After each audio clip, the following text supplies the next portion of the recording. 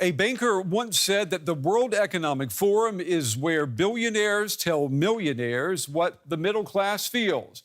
Well, despite what his voter base may expect, U.S. President Donald Trump feels right at home. Some even say he's a god among mere mortals of money. Tonight, America First in the Alps. Welcome to the Davos Dilemma. I'm Brent Goff in Berlin. This is the day.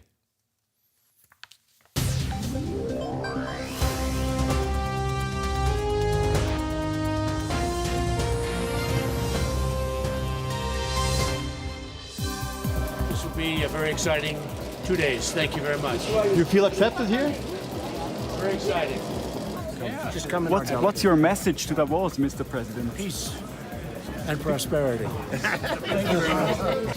So that was a little bit of a false rumor out there. I just wanted to correct it, frankly, because we have great respect for everything you're doing. As you finish your first year in office, I want to say that I look forward to continuing our remarkable, tremendous friendship. Peace and prosperity. You think you're going to be received well here? Are you going to be received well? I already am. Look, you take a look. You tell me. Also coming up on the day, seeing double. After Dolly the sheep, Chinese researchers have now successfully cloned monkeys. Are we one step closer to replicating ourselves? The barrier of cloning primate species is now overcome. In principle, any primate, including human, can be cloned.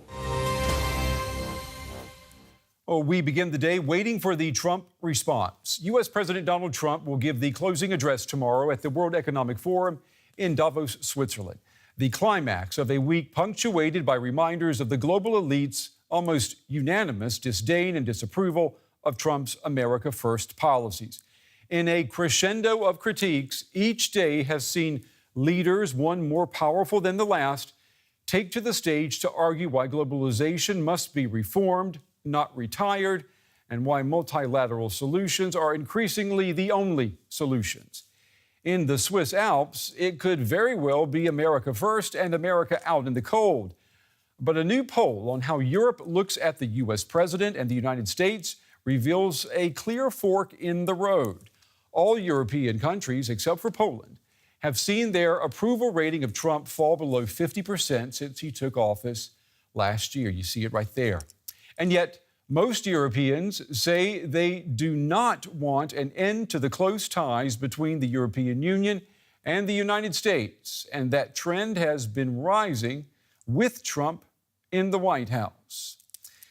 So, love the land, not the leader. Now, this is more than just statistics.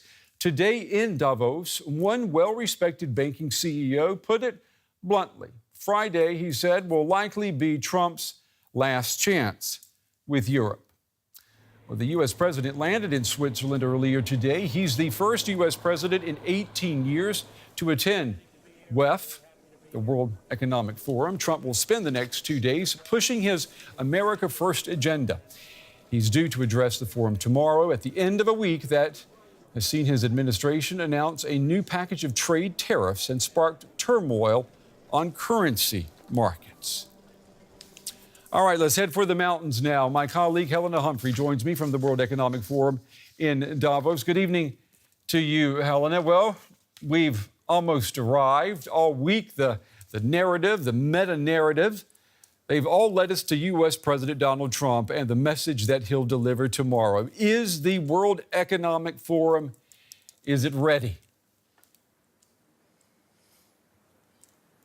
It's certainly done its best, Brent, to prepare the ground for this moment. Yesterday, we saw convincing speeches from the German Chancellor Angela Merkel, who said, have we not learned the lessons of history 100 years on from the end of the First World War? Now is not a time for populism, for protectionism, for isolationist policies. That baton was picked up by French President Emmanuel Macron, who quickly became the Davos darling after he took to the stage stage. He said, let's move now for a stronger Europe. And that was met with great applause here in Davos. That said, today, British Prime Minister Theresa May came to town and she delivered her speech in which she sidestepped Brexit. That's not to say that she didn't try to drum up some global trade, though. She did meet with the US President Donald Trump, and she emphasised that special relationship which is perhaps more important for the UK right now as it tries to look for financial and global trade ties post-Brexit, of course, post Britain's departure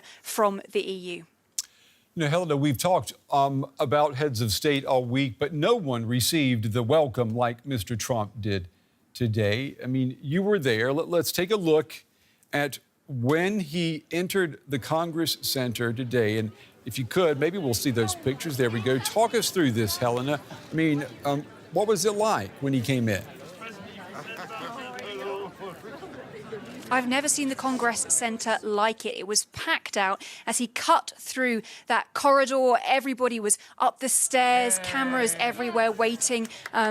People saying, what's your message? He said, it's one of peace and prosperity. Switzerland, he said, a great country. One person said, thanks for coming. That didn't play out very well on social media, but it wasn't met with too much concern here. He then proceeded to hold talks with British Prime Minister Theresa May and Israeli Prime Minister Benjamin Netanyahu, his only two big allies here really at the moment. And we understand that then he's gone on to host a business dinner with big company heads tonight.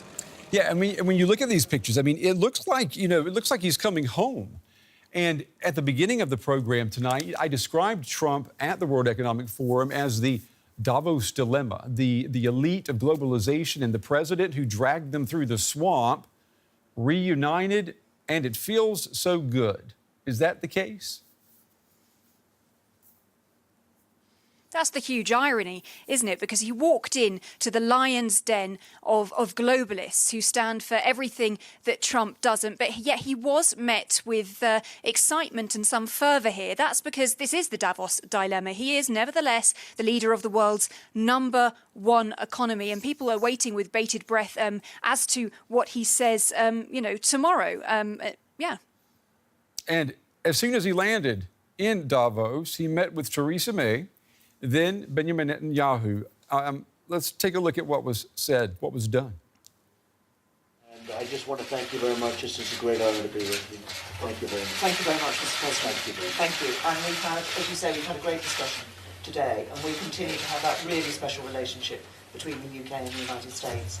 I want to say that I look forward to continuing our remarkable, tremendous friendship in the years ahead, and I want to express the appreciation of the people of Israel to you. Thank you, Mr. President. Thank you very much, brother. Thank you. My honor.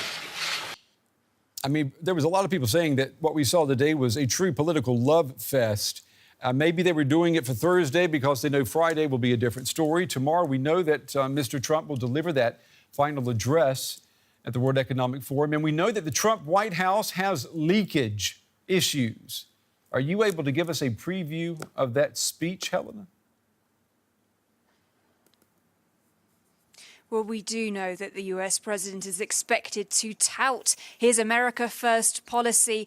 He promised to drain the swamp a year ago. He's flown into the heartland of the elite here. He'll talk about domestic wins because, let's face it, on terms of foreign policy, he doesn't have too many to write home about. So we can expect him to talk about the tax reform, despite the fact that the International Monetary Fund head, Christine Lagarde, speaking here, has said it may pay off in the short term, but post-2022, the fact that the United States has had to widen its budget deficit means that growth may slow down. He'll probably speak as well about some of those policies, about making America great again, about the stock exchange records. We've seen record after record, despite the fact that, once again, the IMF said, remember, when you see a boom, you normally see a bust. That's what all economists know. And that's what Trump just seems tone deaf to.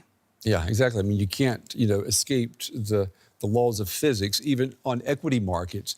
We know that Trump and his America First, they've been ridiculed, they've been rejected all week. Talk to me about how much of an impact Trumpism is having on the global order.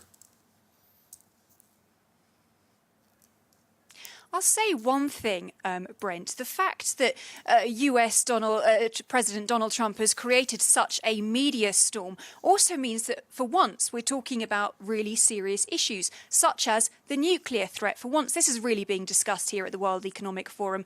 The Paris climate deals also being discussed. And I went to a press conference today about the launch of a new oceans initiative to clean up the oceans in line with the Paris Agreement. And that's being spearheaded by Norway. And I had to put it to the Norwegian Prime Minister.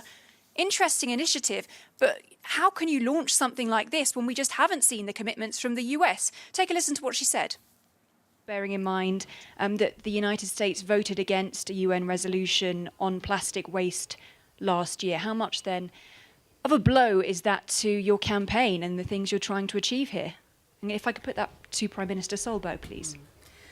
Well, the reason why we are launching a high-level panel is to show the interlinkage between the oceans, the economy, and how many jobs that is connected to it, and how important it is to deal with these pollution problems, to deal with how to make sure that the water is safe, but also to see how we can explore in a sustainable way. And I believe in the argument of economy and jobs. I believe that showing that sustainability and jobs goes hand in hand is the future. That means that we have to do something about the plastic, because we will not be able to have fish, and there will not be jobs in the fisheries. There will not be fishermen. There will be a lot of different things that is happening if we are ending up eating plastic instead of fish. Fish is a very healthy protein. It will not be healthy if it's plastic. So it's, I think that's one of the reasons, because we need to show this argument together and see the economy of it. Yeah. That's a very strong argument that she's making there. It remains to be seen whether or not President Trump is going to listen. We know that the president likes to fight, and something tells me that a presidential up yours could be in that speech tomorrow. Do you agree, Helen? Potentially. At the same time, we have also seen the US president be conciliatory, for example, in the Warsaw speech in July, then come up with a total volte-face, a total turnaround on Twitter. That could also be something that happens. Whether, the US-European relationship is really on the line here remains to be seen. Remember, the World Economic Forum is not a binding summit. Europe has gained ground here. It's really looking at a stronger Europe. And, with all the snow here in Davos, there's also a lot of hot air sometimes at summits like this. Not to mention the fact that the higher you get, the thinner the air, the less oxygen there is. All right, my colleague Helena Humphrey at the World Economic Forum. Excellent reporting this week, tonight, and you'll be on the story for us tomorrow. Helena, thank you very much.